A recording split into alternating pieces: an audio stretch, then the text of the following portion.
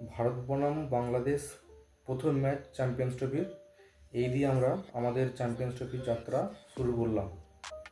তো আজকে ম্যাচে কিছু কথা বলতে এসেছি, কারণ বাংলাদেশের কিছু কিছু সোশ্যাল মিডিয়া বন্ধুরা তারা ম্যাচের আগে তো খুবই প্রচণ্ড পরিমাণে উড়ছিলেন, একদম মানে হুমকি দেওয়ার মতো অবস্থা ভারতকে। তো আরে আগে বলবো, ভাই তোমরা আগে ভালো করে ক্রিকেটটা খেলো এবং খেলার প্রতি মনোযোগ দাও। বেশি হাওয়ায় ভাসা কথা, দুটো হাইপ তুলে দিয়ে ভিউজ কামিয়ে নেবো, টাকা কামিয়ে নেবো ইউটিউব থেকে, এসবগুলো বন্ধ করো ভাই, ঠিক আছে? আগে খেলাটা নিজেদের ঠিক করে খেলো, কোনো জায়গায় গিয়ে পৌঁছাও, তারপরে বলবে। আমরা ভারতীয়রা বলি আমাদের টিমের সেরকম দম আছে, সেই জন্যই আমরা আমাদের হয়তো কিছু কিছু সোশ্যাল মিডিয়ার বন্ধুরা আমাদের দেশ থেকে অনেক কথা বলে। তো আমাদের সে ক্ষমতা আছে বড় কিছু করে দেখানোর মতো, করে দেখিয়েছি আমরা।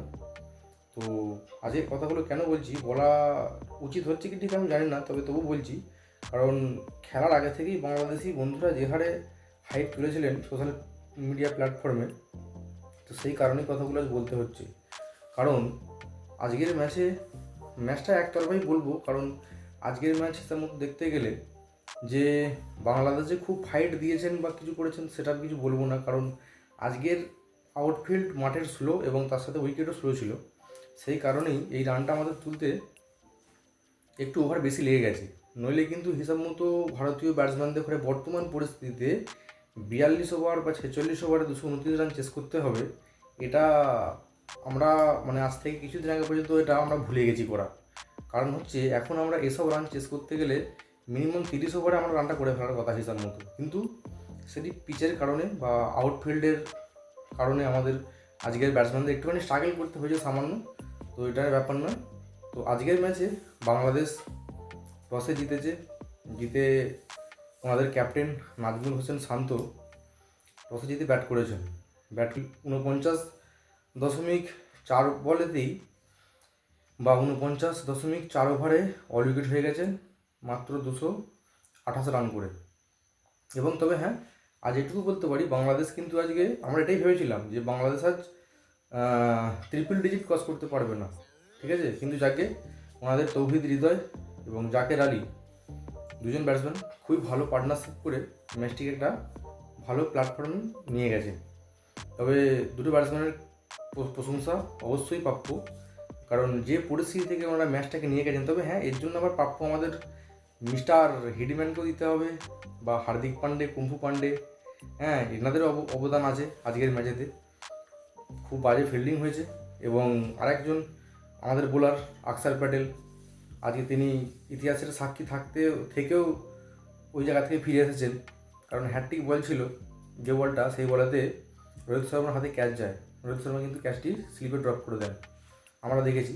এটি যাকে হতেই পারে, হিডম্যান ভালো ফিল্ডার, এটা আমরা জানি, সেফ ফিল্ডার, তো হয়তো ভুলবশত হয়ে গেছে, তবু ঠিক আছে। উনি শেষ পর্যন্ত আবার হাত জোর করে ক্ষমাও চেয়ে নিয়েছেন আকসার প্যাটেলের কাছে। তো যাই হোক, এই বিষয়ে ম্যাচ আজকে আমরা বাংলাদেশের দুটো ব্যাটসম্যানের আমরা প্রশংসা করছি, তৌহিদ হৃদয় বা জাকের আলী, এই দুজন ব্যাটসম্যান। তো ওনাদের দাপটি আজকে ভারতের সাথে বাংলাদেশ কিছুটা রান, মোটামুটি লড়াইযোগ্য রানই করেছেন।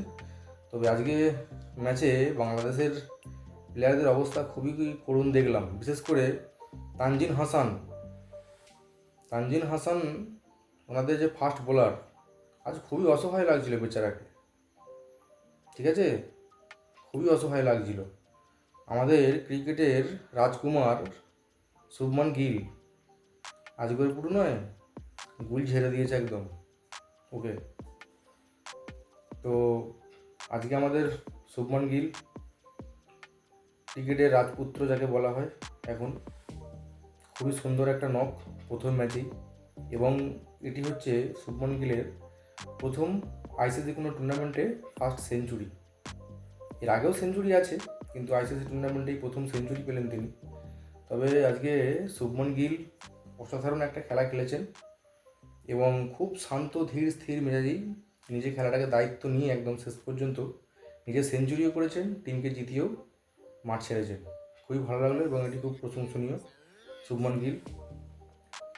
আজকে আমাদের হিটম্যান ঝড় শুরু হয়েছিল, কিন্তু হিটম্যান ঝড় খুব অল্প সময় থেমে গেল। কিং কোহলি আজ সেভাবে কিছু করতে পারেনি, মাত্র 22 রান করেছেন, একটি মাত্র বাউন্ডারি মেরেছেন।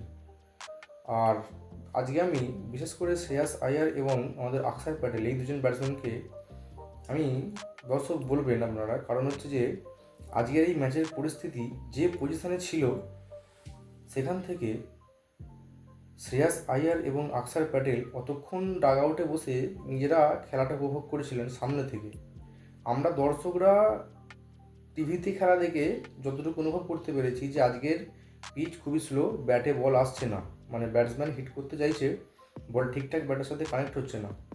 তারপরেও শ্রেয়াস আয়ার এবং অক্ষর প্যাটেল ওরা গিয়ে ম্যাচটাকে ভেবেছিলেন যে এটা কোনো মুম্বাই ওয়াংখেড়ে স্টেডিয়ামে আমরা পাটা পিছিয়ে ব্যাট করতে নেমে পড়েছি, দুমদাম চালিয়ে দেবো, ম্যাচ বার করে দেবো, কিন্তু না, তাহলে তো অনেক আগেই হিটম্যানই ম্যাচের অর্ধেক শেষ করে দিয়ে যেতেন, বা শুভমান গিল থেকে এতক্ষণ 100 করার জন্য কেন 129টা বল তিনি খেললেন, এগুলো ভাবতে হবে। এবং শ্রেয়াস আয়ারকে আমি কিছু কিছু ম্যাচে ফলো করি, যেদিন চলে উনি ভালো খেলে দেয়, কিন্তু ব্যাপারে যে শ্রেয়াস আয়ার কিছু গুরুত্বপূর্ণ ম্যাচে নয়, 2023 ওয়ার্ল্ড কাপেতে প্রথম ম্যাচে অস্ট্রেলিয়ার সাথে শ্রেয়াস আয়ার কিন্তু পুরো ভারতীয় টিমকে ফাঁসিয়ে দিয়েছিলেন, যাকে সেটি বিরাট কোহলি ম্যাচটি বার করে দিয়েছে, কিন্তু সব দিন হয় না। আজকেও আমি দেখলাম শ্রেয়াস আয়ারকে এসেই মানে আনাড়িভাবে ব্যাট চালাতে শুরু করলো। ঠিক আছে, ম্যাচের পরিস্থিতি অনুযায়ী পিচ বুঝে, গ্রাউন্ড বুঝে খেলাটাই বাঞ্ছনীয়। এটি খুব আমার খারাপ লেগেছে খেলাটা থেকে। তো যাকে ওভারঅল পারফরমেন্স সবই ঠিক আছে। এবং আজকে আমাদের লালা মোহাম্মদ শামি আজকে 5টি উইকেট নিয়েছেন, এবং হর্ষিত রানার ইন্টারন্যাশনাল আইসিসি প্রায় প্রথম ম্যাচ বলতে পারেন আইসিসি কোনো টুর্নামেন্টে, আজকে তিনিও 3টে উইকেট নিয়েছেন। তো আজকে ওভারঅল পারফরমেন্স ঠিকই ছিল, খালি একটু ফিল্ডিংটা খুবই বাজে হয়েছে, এবং কেএল রাহুলের স্টাম্পিংগুলো মিস ছিল। তো ফিল্ডিং দিক থেকে একটু বাজে হয়েছে বলেই আজ বাংলাদেশ রানটা 229 বা 28 নিয়ে গেছে, নইলে কিন্তু বাংলাদেশ আজ 100 রানে বান্ডিল হয়ে যায় পুরো। ঠিক আছে বস, আজ বাংলাদেশ পুরো 100-র মধ্যে বান্ডিল হয়ে যেত যদি আজ হিটম্যান যদি ক্যাচটা নিয়ে নিতেন, আর অক্ষর প্যাটেলের হ্যাটট্রিকটা হয়ে যেত। ঠিক আছে, তো বন্ধু, আমার ভিডিও যদি ভালো লাগে আপনারা অবশ্যই আমার চ্যানেলটি ফলো করবেন এবং সাবস্ক্রাইব করবেন, এবং পাশে থাকা বেল আইকনটি প্রেস করবেন, যাতে পরের ভিডিও আসার আগে আপনাদের ফোনে নোটিফিকেশান চলে যায়। ততক্ষণ সবাই ভালো থাকবেন, সুস্থ থাকবেন।